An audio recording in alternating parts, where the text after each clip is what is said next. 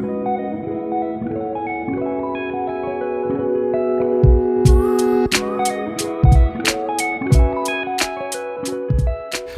Ishita. It is great to be with you today, and I am very excited to talk to you and learn from you about everything that you know about cultural strategy, what it is, how it works, who's doing it, and I think most importantly, most selfishly from my perspective, how we at Frameworks can really take this approach and integrate it into the work that we do. Thanks, Nat. I'm really excited to be here. It's my favorite thing to talk about, so let's do it. Good.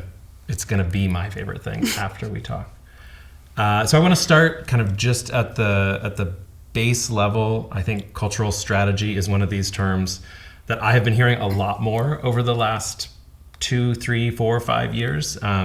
It's kind of one of these terms like framing or narrative change that the more and more we hear it, the less and less I'm sure what it means. And so I want to start just by asking you kind of in terms of your work and the work that you've done in and on cultural strategy for the last 15 years, how do you think about, or how would you answer a question of what is it?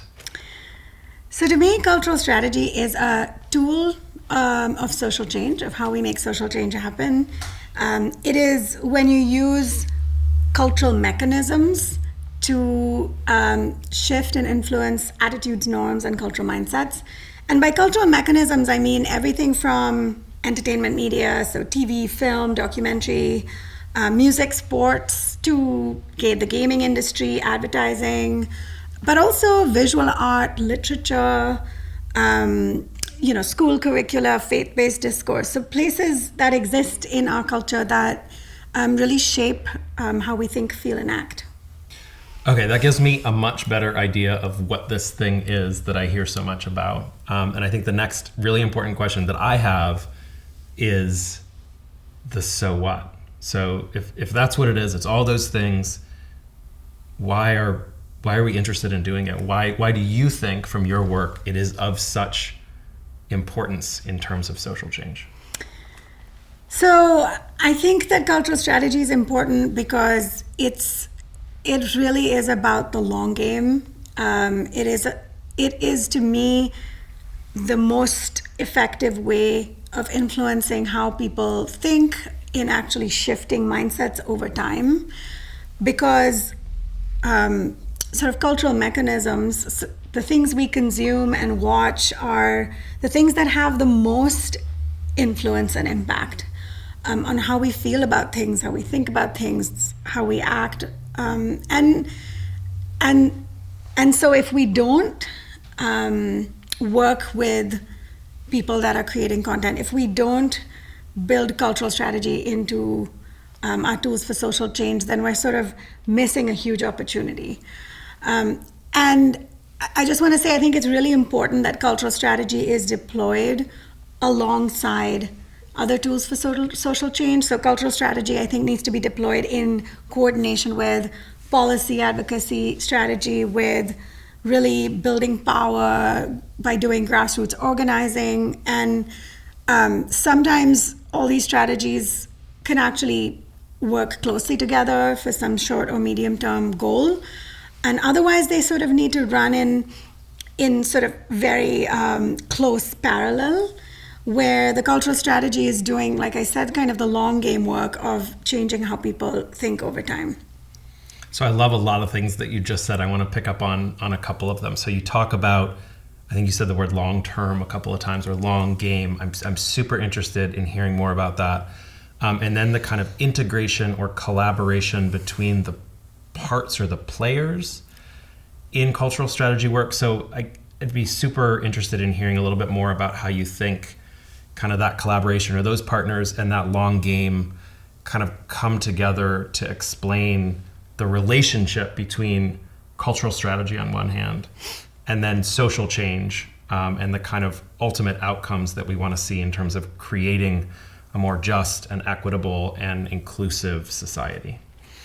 Yeah, so I think cultural strategy actually can do the work of kind of changing the tone or the feeling of the water we swim in. It's sort of the things that we don't think about but are obvious or are default and are kind of what we take for granted. And that's kind of the reason why, in my mind, it is the long game. It's not the kind of change. So changing mindsets that leads to real systems change, that kind of change doesn't happen overnight. It doesn't happen in even like a 2 to 4 year period.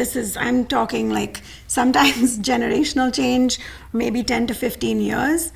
But I think why I think it's really important that cultural strategy happens in close collaboration with advocacy and policy change and sort of the grassroots piece of it is because all of these things feed off each other. And so it's not necessarily a linear process that you first change policy and then you work on kind of the mindsets, or you first change the mindsets and only then you can have policy change.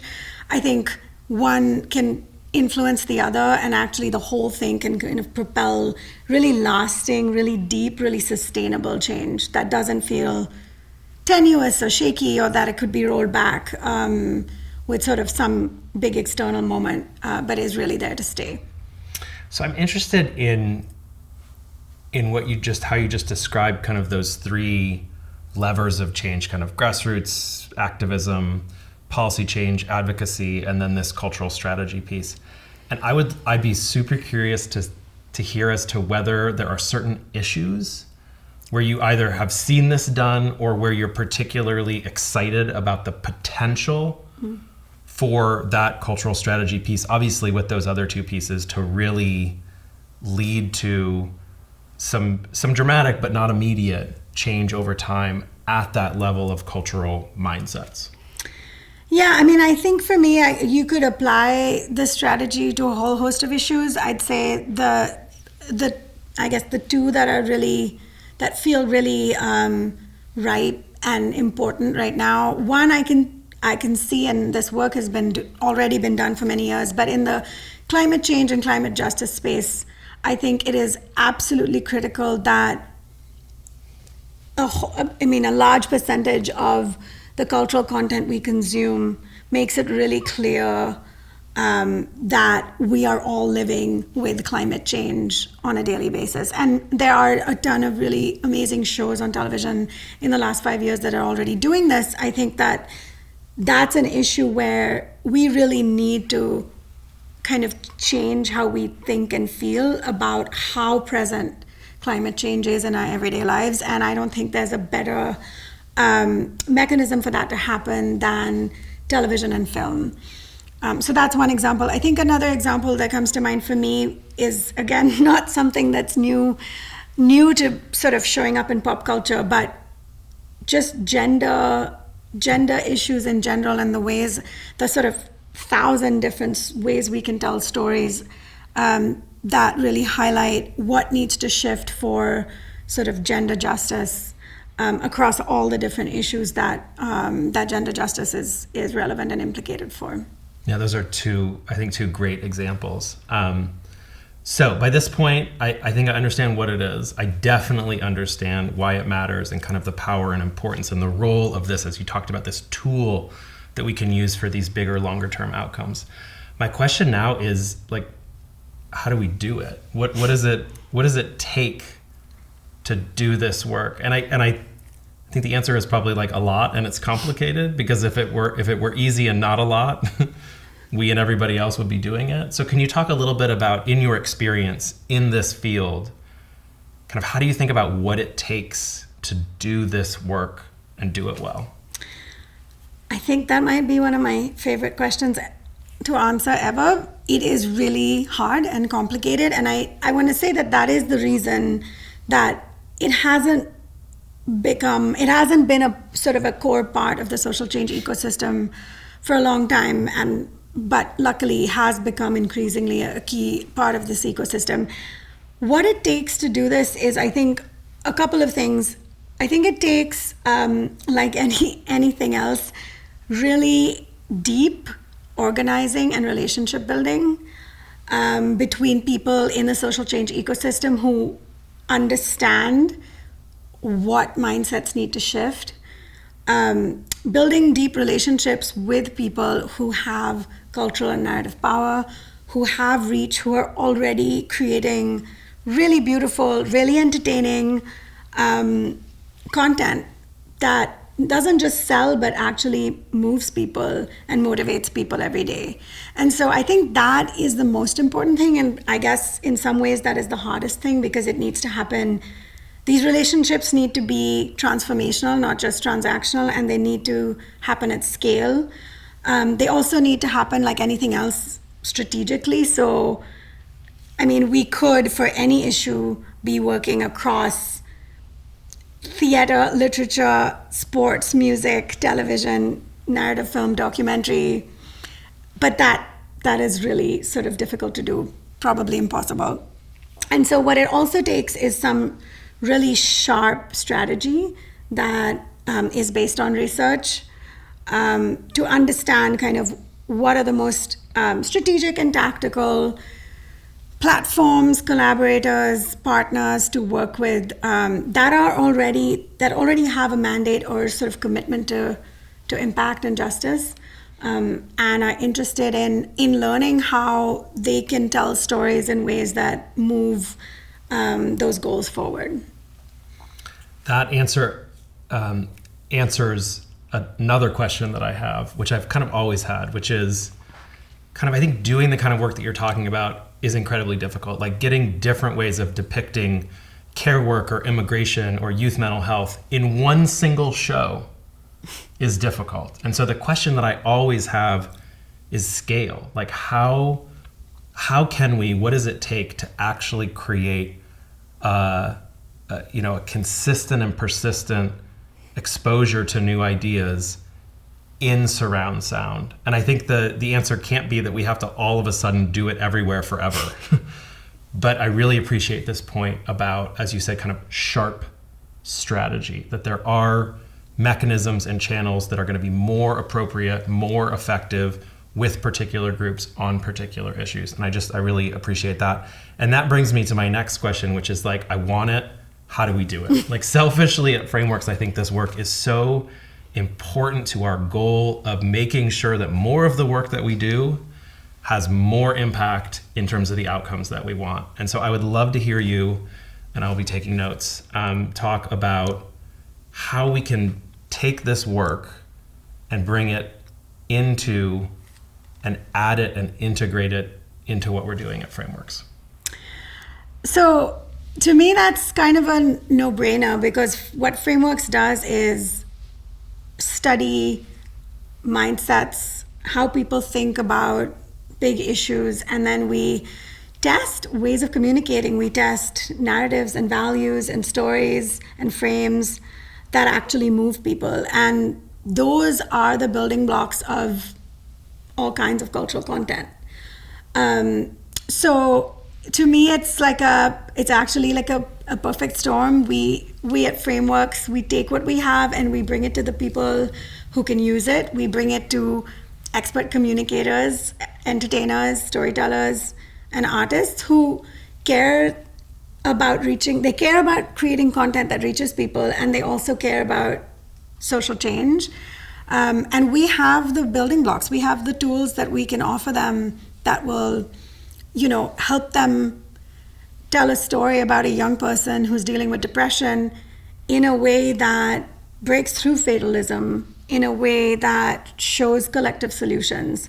And most artists I've spoken to are already interested in doing that. They already care about doing that. So if we can just give them a little support, which I believe we can, then we can do a lot to sort of contribute to that long-term change.